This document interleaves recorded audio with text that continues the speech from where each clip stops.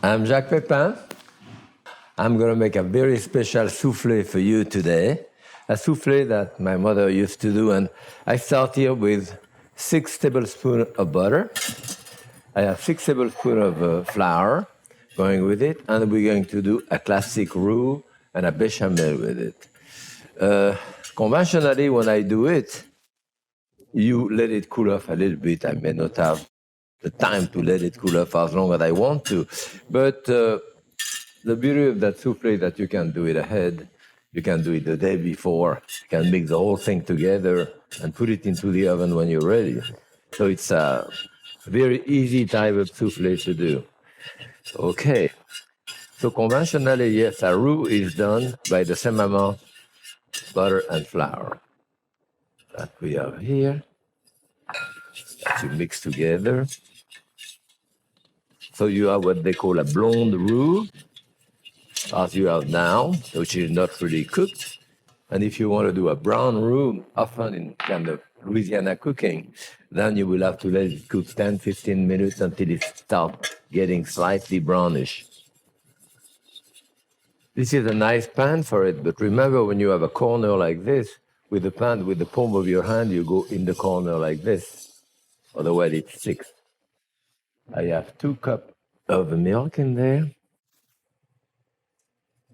And you can put your milk just in one stroke, as I did. And now you stir it occasionally. But again, as I say, come to the corner here. All right. Good. I can see it started thickening already. And now it starts boiling.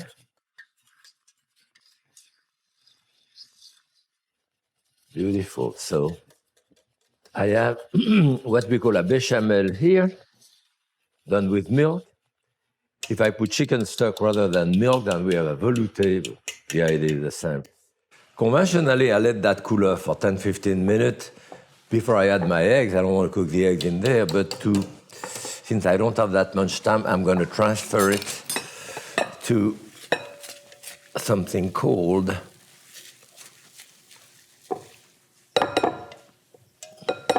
To help the cooling process. Okay, now I have 6 eggs.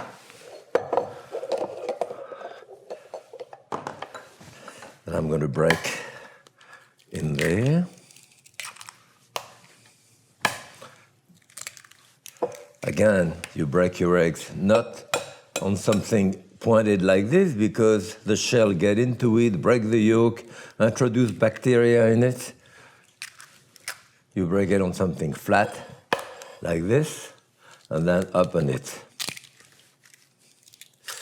When I was an apprentice, when we broke an egg like this and opened it with our finger, we went into the shell to clean up the rest of the eggs. Yeah. Okay, I might well do it. Good.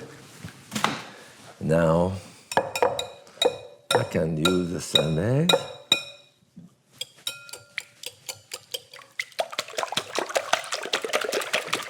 You could do it in the food processor too, but not really.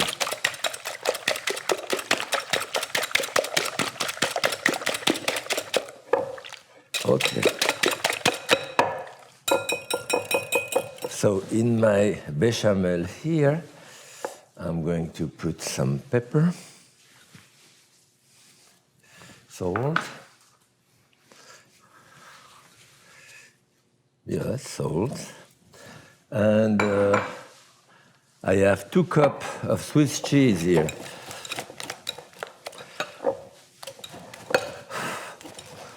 Okay. So I can start putting a little bit of, or maybe the opposite. Oop. I think it'll be all right.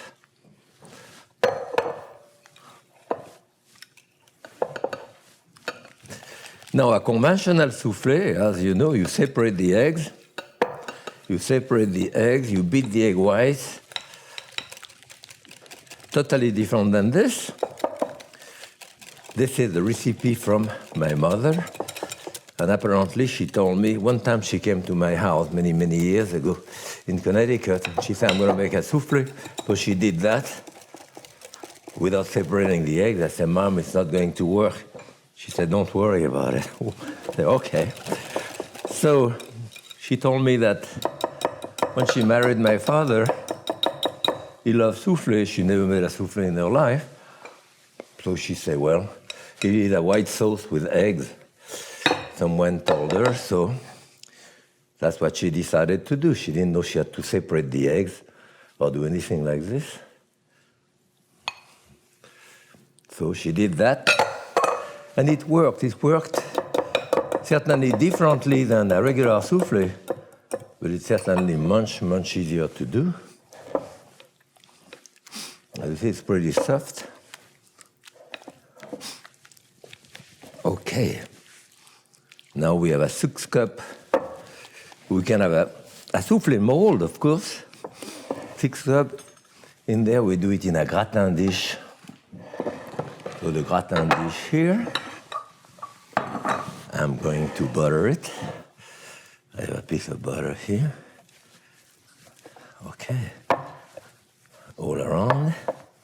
It's important to butter when you do a souffle dish because you want the mixture to slide up. Okay.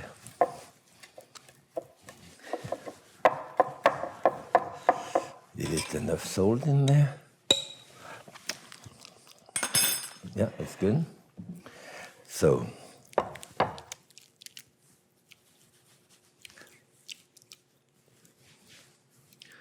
this is a 6-cup souffle mold, and it's important to have the right size. You could have it in an 8-cup souffle mold, but if it's too big, then the mixture will only go halfway. By the time it goes up, you don't see it going up. Okay. Then I think I have some chives in there, which I forgot. So maybe I'll put them on top.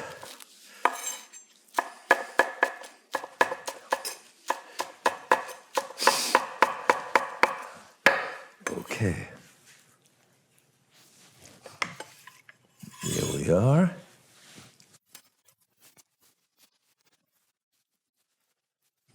So this, as I said, you can do that souffle a day ahead.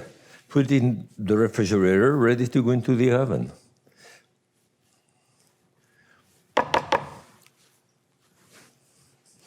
Okay. So we can decorate the top with some cheese. I have some cheese right there, and you can use maybe a vegetable peeler like this to cut it into thin strip. You can put a piece maybe like this,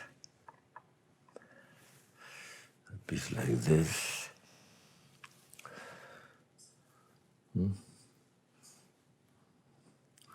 Like this one here, another piece here.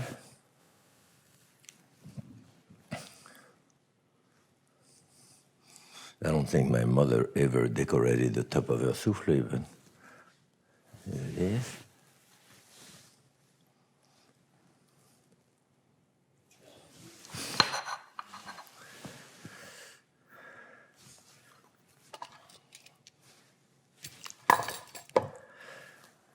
And that's it. Ready to go in the oven. Usually in the oven, you put that on a cookie sheet like this. Makes your life easier to carry it and put it into the oven and to take it out. Okay, 400 degrees, and that will take an hour to cook. Here is my souffle, or my mother's souffle. Okay.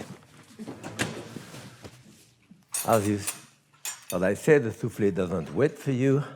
You wait for the souffle. You see beautiful marking here of my cheese. So that's easy for 6 people or more. beautiful portion of souffle, and as you see, it comes out of the thing beautifully. It's marked here. It's slightly wet in the center, the way I like it. I'm going to taste it.